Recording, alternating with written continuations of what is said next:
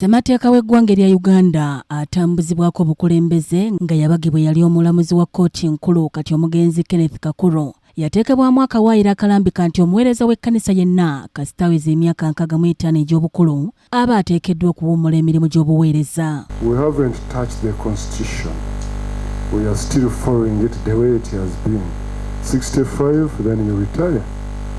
And I'm so grateful it worked out well, Bishop Eldad and so you know, this is the way it is constitutionally.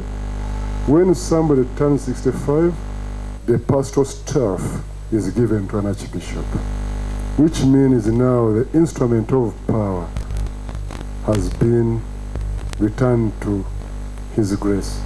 Then I keep it and I pass it over to a new bishop. But if there is no bishop, like it was in Luwero, so I bring the pastoral staff. If I'm not there, so I can send any person. Ku nsonga eno, Ssabalabirizi w'ekkanisa ya Uganda, Dr. Samuel Stephen Kaziimba Mugalu, ng'asinziira mu kusaba okutegekeddwa mu maka ge Namirembe, agambye nti abakkiriza mu bulabirizi obweruweero bateekeddwa okusigala nga bakkakkamu ku nsonga z'okulonda omulabirizi omuggya oluvannyuma lw'omulabirizi Right Reverend Eldad Kironde Nsubuga okutuuka ku myaka egy'okuwummula obuweereza.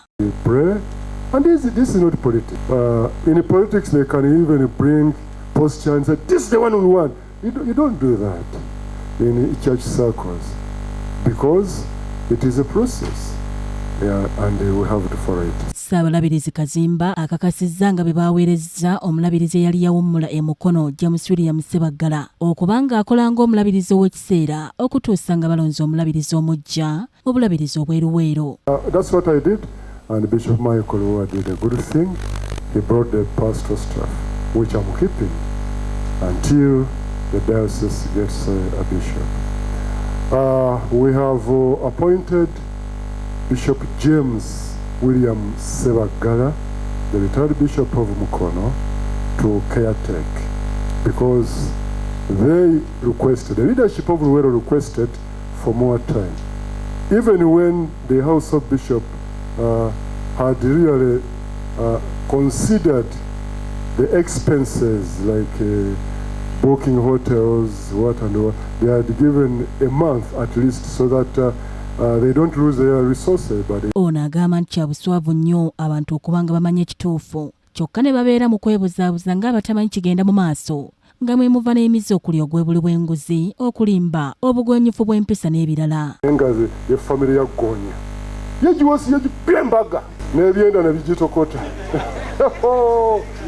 yagipembaga makeke era abantu begana kakati mu Amerika oba eyo mu nsi buli lwomala okugatta omugole kasita mumala okugatta Katonda kiyagatta wamu omuntu yonna kati omwawula aba agatta agamba you may kiss your bride nti kati omugole wo muweka kiisi kale awo bagamba you can kiss your bride naye Gonya bagisibye emimwa ne bagamba era yawandiise to avoid unnecessary bitings.